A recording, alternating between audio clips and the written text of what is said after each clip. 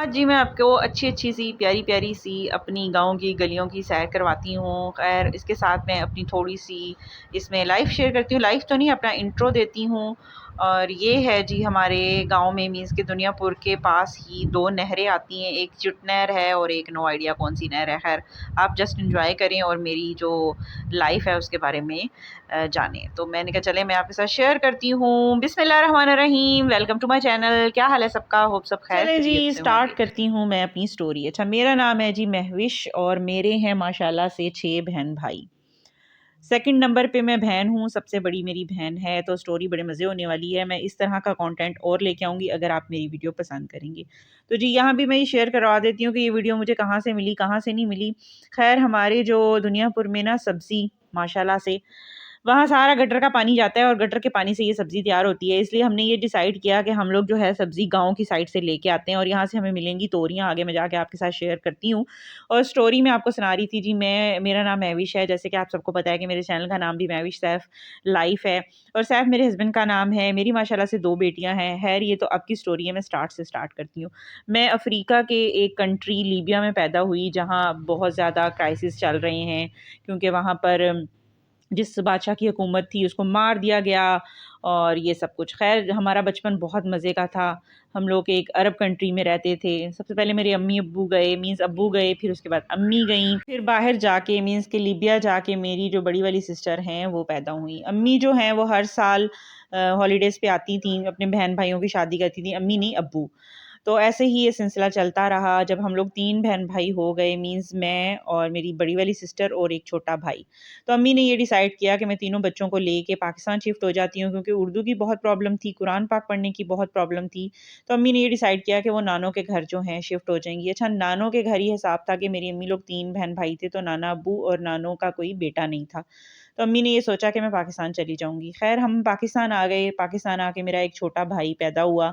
लेकिन मुश्किल इतनी ज़्यादा हुई कि अम्मी विदिन 2 ईयर्स अम्मी ने कहा कि हम लोग जो हैं वापस चले जाएँगे क्योंकि अब्बू हमारे जो हैं वो बाहर थे। इसी तरह ये सिलसिला फिर जारी रहा। एक बार हमारा वीज़ा आया, लेकिन हुआ ऐसे कि हमारा जो छोटा भाई था जो पाकिस्तान आके पैदा हुआ, वो बहुत ज़्यादा बीमार हो गया। तो वो वीज़ा भी एक्सपायर हो गया और हम नहीं जा सके। फिर हमें थोड़ा-सा टाइम इंतज़ार करना पड़ा। फिर हम लोग जो है वो गए। हमने बहुत सारी कंट्रियों का विज़िट किया हुआ है, तुनस का, मस्र का। ख़ैर ये मैं आगे आने वाली वीडियोज़ में आपके साथ शेयर करती रहूँगी अगर आपको मेरा ये कंटेंट और मेरी ये स्टोरी अच्छी लगी तो। फिर हम पाकिस्तान से लीबिया चले गए। उस टाइम पे मैं क्लास 2 में पढ़ती थी और क्लास 2 में जब मैं पढ़ती थी तब की मैं गई और हुई। वापसी मेरी पाकिस्तान तब हुई जब मेरी शादी हो गई और मेरी अपनी बेटी 2.5 साल की थी। तो ये सारी स्टोरी मैं आपके साथ शेयर करूँगी। ख़ैर हम 6 बहन-भाई थे जिसमें से अब 2 बहन-भाई, मेरी बड़ी वाली सिस्टर और भाई जो हैं अभी भी वो लीबिया होते हैं। अम्मी-अब्बू जो हैं मेरी शादी से पहले ही पाकिस्तान शिफ्ट हो गए थे। अभी उनके पास 2 छोटे बहन-भाई होते हैं। मैं यहाँ पर मुल्तान दुनियापुर में होती हूँ और मेरा एक भाई जो है माशाल्लाह से वो इटली में होता है। तो ऐसे ही हम जो माशाल्लाह से 6 बहन-भाई थे और जिन्होंने साथ लाइफ गुज़ारी, पूरा बचपन साथ गुज़ारा। अब साल-साल हो जाते हैं, कई-कई साल गुज़र जाते हैं, हम लोग मिलते ही नहीं हैं। तो ये है जी, हर घर की स्टोरी, हर बहन की स्टोरी, हर वाइफ़ की स्टोरी मुझे लगता है।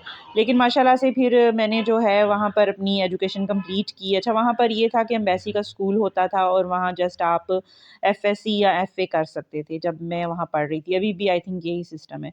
और उसके बाद अगर आपने पढ़ना हो तो वो आपने वहाँ की यूनिवर्सिटीज़ में पढ़ना है, वहाँ की कॉलेजेस में पढ़ना होता था जिसकी कोई डिग्री की वैल्यू नहीं होती थी। जस्ट आपको एक नॉलेज ही दी जाती थी क्योंकि जैसे मैंने आपको बताया कि क्राइसिस वहाँ बहुत ज़्यादा थे। तो ये वाली चीज़ थी। तो फिर उसके बाद जी मैंने एफएससी कंप्लीट की। रिज़ल्ट आने से पहले ही जिस स्कूल में मैं पढ़ती थी, उनके प्रिंसिपल थे, उन्होंने मुझे कहा कि आप हमारे स्कूल में टीचिंग स्टार्ट कर दें। अच्छा, मैं जिस स्कूल में पढ़ती थी ना, मैं इवनिंग में पढ़ती थी। वहाँ ये प्रॉब्लम थी, 2 स्कूल थे और एक मतलब मेन सिटी में स्कूल था पाकिस्तानी एम्बेसी का और एक जो है वो सेकंड आप कह लें सिटी, तो उस सिटी में स्कूल था। तो हम लोग जो है वो इवनिंग में पढ़ते थे। ये मीन्स यहाँ 2 ढाई बजे जाते थे और शाम रात 8 साढ़े 8 बजे आते थे, ईशा के बाद आते थे, ईशा से पहले आते थे। इस तरह ये हमारी एजुकेशन कंप्लीट हो गई। और जैसे ही मेरी एजुकेशन कंप्लीट हुई, अभी रिज़ल्ट भी नहीं आया था कि सर ने मुझे कहा, जो मेरे अपने प्रिंसिपल थे और फैमिली फ्रेंड भी थे, उनकी वाइफ़ माशाल्लाह बहुत अच्छी थी, वो फैसलाबाद की रहने वाली हैं। मेरी बहुत अच्छी दोस्त भी बाद में बन गई जब मैंने स्कूल जॉइन कर लिया। पहले तो वो मेरी टीचर ही थी, लेकिन जब मैंने स्कूल एज़ अ टीचर वहाँ पर जॉइन किया, तो मेरी बहुत अच्छी दोस्त बन गई। और फिर बस मैंने अपनी जो है वो जॉब स्टार्ट कर ली। रिज़ल्ट मेरा आ गया था गर्मियों की छुट्टियों में और अल्हम्दुलिल्लाह मैं पास हो चुकी थी। और जो मेरे आगे बड़े-बड़े ख़्वाब थे, जो मैं बनना चाहती थी, वो मैं नहीं पूरे कर सकी क्योंकि घर के भी हालात ऐसे थे, माशाल्लाह से हम बहन-भाई भी ऐसे थे कि मैंने अपनी एजुकेशन वहीं पे स्टॉप कर दी और स्कूल को जॉइन कर लिया। ख़ैर इसमें कोई इतनी सैड की स्टोरी नहीं है, मैंने आगे भी एजुकेशन अपनी कंप्लीट करती रही, कोर्सेज़ भी करती रही, बहुत मज़े की स्टोरी होने वाली है। तो हुआ ये कि जी मैंने ट्यूशन पढ़ाना शुरू कर दिया उन्हीं स्कूल के बच्चों को। मॉर्निंग में वो बच्चे मेरे पास ट्यूशन आते थे और इवनिंग की वो स्कूल होता था और साथ फिर मैंने जो है सिलाई सीखना शुरू कर दी। ख़ैर मुझे अपना खुद भी शौक था, मेरी अम्मी को स्टिचिंग बहुत अच्छी आती थी, डिज़ाइनिंग आती थी। मेरी खाला भी होती थी जो वहीं लिबिया होती थीं और वो मेरी चाची भी थीं। तो बस फिर मैंने जो है वो शौक-शौक में स्टिचिंग भी सीखना शुरू कर दी और कुछ मोहल्ले के जिस तरह के कपड़े वग़ैरह होते हैं ना, वहाँ ज़्यादा पाकिस्तानी तो होते ही नहीं हैं। लेकिन ये है कि मेरा हाथ काफ़ी वहाँ पर साफ़ हो चुका था, मार में नहीं, सिलाई में। तो बस फिर ये वाला भी आ गया काम और कुकिंग का मुझे कुछ ख़ास शौक नहीं था। मुझे अपनी अम्मी के हाथ का ही खाना अच्छा लगता था और मैं अभी भी जब अम्मी के पास जाती हूँ, तो मैं यही कोशिश करती हूँ, इतनी एज हो गई है मेरी और अम्मी मेरी बूढ़ी हो गई हैं, लेकिन मेरा यही दिल होता है कि बस अम्मी के हाथ का ही पराठा हो, यानी कि वो खुशबू और वो जायका कभी भी नहीं आ सकता। तो मैं अम्मी का वेट करती थी और अम्मी को कहती थी कि मुझे आलू बना के दें और रोटी भी आप बनाएँगी तो मैं खाऊँगी। अब यानी कि इतनी एज के बाद भी मैं ऐसे ही करती हूँ। और ये है जी वो सब्ज़ी जो हमारे दुनिया भर में नहीं मिलती और हम लेने आए हैं यहाँ पर। ख़ैर यहाँ भी उनसे हमने जब पूछा कि ये सब्ज़ी जो है दुनियापुर से तो नहीं आई, तो उन भाई ने कहा कि नहीं ये तो दुनियापुर की मंडी से ही आई है, तो हमने यहाँ से भी कैंसल की। फिर हम और आगे आ गए, ठीक है, और यहाँ से हमने जी लिया गन्ने का जूस। मैं और मेरे हस्बैंड ही थे, बच्चे स्कूल थे। अच्छा जी, मैं आपको बता रही थी कि अभी भी मुझे अपनी अम्मी के हाथ का ही खाना अच्छा लगता है। तो ये मुझे लगता है कि हर बेटे की ये होती है कि भई माँ-बाप का खाना बहुत मज़े का होता है।